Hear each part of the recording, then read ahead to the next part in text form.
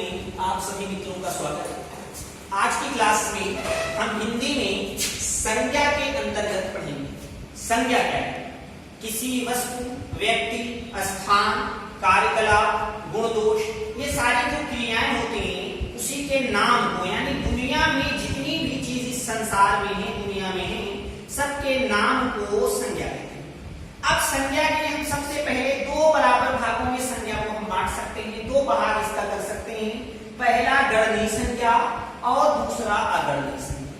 गणनीय संज्ञा में जिन संज्ञाओं को हम गिन सकते हैं, काउंट कर सकते हैं, और अगणनीय संज्ञा में जो उसको हम जिन चीजों को नहीं गिन पाएंगे उसको अगणनीय संज्ञा में रखते हैं। अब एक एक देखेंगे। गणनीय संज्ञा में हमारी व्यक्तिवाचक संज्ञा, फिर उसके बाद जातिवाचक संज्ञा और समूहवाचक संज्ञा, और अगणनीय संज्ञा में पदार्थवाचक संज्ञा, जिसको हम पदार्थवाचक या द्रव्यवाचक भी कह सकते हैं, और भाववाचक संज्ञा जो कोई भाव होता है। अब एक एक संज्ञाओं को हम समझेंगे। जो पहला है व्यक्तिवाचक संज्ञा, ये किसी भी वस्तु, एक व्यक्ति, एक स्थान के नाम को व्यक्तिवाचक संज्ञा कहते हैं, या वो शब्द जिससे एक वस्तु या एक स्थान या एक व्यक्ति या एक कोई भी वस्तु हो उसके नाम का एक का बोध पता चले, यानी वो हमारा क्या हो, एक वचन में हो, तो वहां पे हमारा व्यक्तिवाचक संज्ञा होगा। जैसे कहेगा गंगा। अब गंगा कहने से एक नदी का बोध हो रहा है, इसलिए व्यक्तिवाचक संज्ञा है। एग्जाम्पल के तौर पे कहेगा महात्मा गांधी, महात्मा गांधी, तो इससे एक व्यक्ति का बोध हो रहा है, व्यक्तिवाचक संज्ञा है। जैसे कहेगा हिमालय, तो एक पहाड़ का नाम पता चल रहा है, इसलिए व्यक्तिवाचक संज्ञा है। आपको ध्यान रखना है कि अगर एक वस्तु, एक व्यक्ति या एक स्थान का बोध होगा तो ऐसी संज्ञा को व्यक्तिवाचक संज्ञा कहेंगे। जैसे कहेगा चांदनी चौक, चांदनी चौक, तो ये एक स्थान का नाम है, इसलिए जो है इसमें व्यक्तिवाचक संज्ञा होगा। या तो आप बहुत आजकल चर्चा में है शाहीन बाग, शाहीन बाग। अब दिल्ली का ये एक स्थान है, तो ये भी चर्चा में एक स्थान का नाम है, इसलिए ये क्या होगा, व्यक्तिवाचक संज्ञा होगा। चाहे एक स्थान का नाम, चाहे एक शहर का नाम। जैसे कहेगा आगरा, अब कह दिया आगरा, तो एक शहर का नाम है, व्यक्तिवाचक संज्ञा है। किसी एक स्थान का नाम, किसी एक व्यक्ति का नाम, किसी एक व्यक्ति का नाम, यानी एक का अगर बोध होगा, एक वचन में रहेगा, तो वहां पे व्यक्तिवाचक संज्ञा होता है। दूसरे नंबर पे हम देखेंगे जातिवाचक संज्ञा है। अब जातिवाचक संज्ञा की जब बात की जा रही तो इसमें देखेंगे इन शब्दों से, जिन शब्दों से पूरी एक जाति का बोध हो, एक का बोध ना हो एक वचन का, बल्कि बहुवचन का बोध हो, तो वहां पे जातिवाचक संज्ञा होगी। जैसे कहेगा लड़का। अब कह रहा है लड़का, लड़का कहने से पूरी एक लड़का जाति का बोध हो रहा है। अब चाहे इसका एक वचन हो या बहुवचन हो, लड़का हो या लड़के, उससे नहीं मतलब, लेकिन ये जातिवाचक संज्ञा है। लेकिन अगर मोहन कह देगा तो वो व्यक्तिवाचक संज्ञा हो जाएगा, राम कह देगा तो व्यक्तिवाचक संज्ञा होगा, चाहे लड़का कहा। जैसे कहा माता। अब माता कहने से पूरी माताएं, संसार की जितनी माताएं हैं सबका बोध होता है, तो इसलिए यहाँ पे जातिवाचक संज्ञा होगी। जैसे कहेगा नदी। अब नदी कह रहे तो सारी नदियों का बोध हो रहा।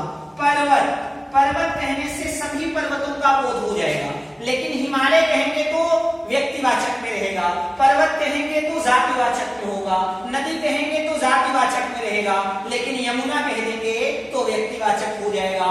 लड़का कहेंगे तो जातिवाचक रहेगा, लेकिन मोहन कहेंगे तो व्यक्तिवाचक रहेगा। हम उम्मीद करते हैं व्यक्तिवाचक और जातिवाचक में आपको अंतर समझ में आया होगा। या दोनों के अंतर बताने के लिए आपको एक टिप बता रही, उसका भी आप ध्यान रखेंगे। जिन शब्दों का आप बहुवचन बना सकते हैं वो व्यक्तिवाचक संज्ञा नहीं होता, वो जातिवाचक संज्ञा होता है। जैसे लिखा है कुत्ता। अब आपकी समझ में नहीं आ रहा कि व्यक्तिवाचक है या जातिवाचक, तो कुत्ता का हम बहुवचन बनाएंगे तो हो जाएगा कुत्ते, यानी बहुवचन हम बना ले रहे हैं। अगर बहुवचन बना पाएंगे तो जातिवाचक संज्ञा होगा, अगर बहुवचन नहीं बना पाएंगे तो व्यक्तिवाचक संज्ञा होगा।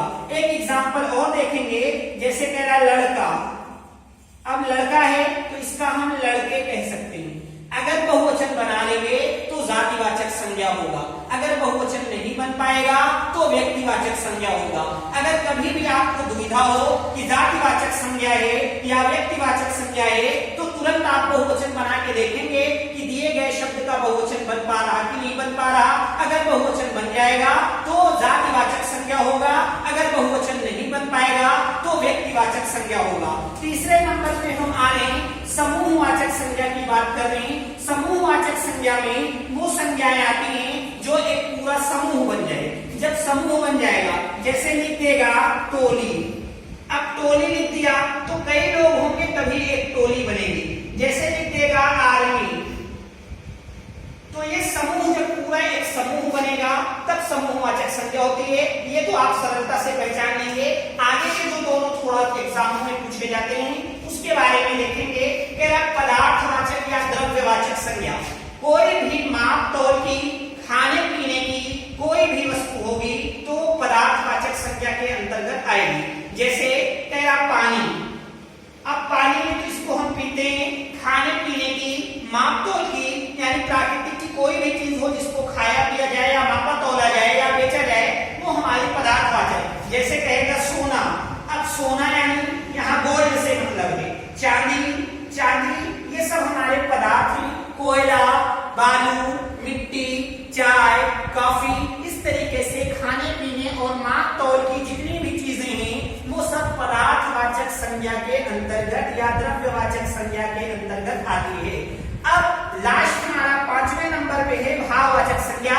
इसके विषय में हम देखेंगे कि भाववाचक संज्ञा में क्या है, जिससे किसी भाव का होना पता चलता है जिन शब्दों से, उसे ही भाववाचक संज्ञा कहते हैं। अब इसको पहचानने के लिए सबसे पहले आपको बता देंगे जिन चीजों को ना तो हम अपने आंखों से देख सकें और ना ही उसको छू सकें, ना तो देख सकें और ना ही छू सकें, अगर ऐसे शब्द होंगे उसके तो हम वहां पे भाववाचक संज्ञा, जैसे कहेगा ईमानदारी, ईमानदारी, अब कह रहा है ईमानदारी, अब इसका जो भाव है वो हमारे, हम भाव खाली इसका समझ सकते हैं कि ईमानदारी है, कितना ईमानदार है ये हमको नहीं पता चलना, हमको ना दिखाई पड़ेगा ना हम उसको छू सकते हैं। तो जिन शब्दों को हम ये समझ जाएं या जिन वस्तुओं को ना देख सकें और ना छू सकें वही भाववाचक संज्ञा होता है। या जैसे कहेगा मित्रता, तो मित्रता कह रहा, मित्र को तो हम छू सकते थे लेकिन मित्रता को नहीं छू सकते और मित्रता दिखाई भी नहीं देती, इसलिए जिस चीजों को न देख पाएंगे और न छू पाएंगे वहां भाववाचक संज्ञा होगा। तो हम उम्मीद करते हैं कि पांचों संज्ञाएं आपको समझ में आ गई होंगी। आपको ध्यान रखना है कि जिन चीजों को न देख सके न छू सके वहां भाववाचक संज्ञा, जिन शब्दों का बहुवचन बना लेंगे अगर बहुवचन बना सके तो वहां पे आपका जातिवाचक संज्ञा, अगर बहुवचन नहीं बनता, किसी एक स्थान, एक वस्तु, एक व्यक्ति का बोध होता है तो वहां पे आपका व्यक्तिवाचक संज्ञा होगा। खाने पीने की वस्तुओं का अगर बोध होगा, माप तौल खाने पीने की चीजों का, तो वहां पे पदार्थवाचक या द्रव्यवाचक संज्ञा।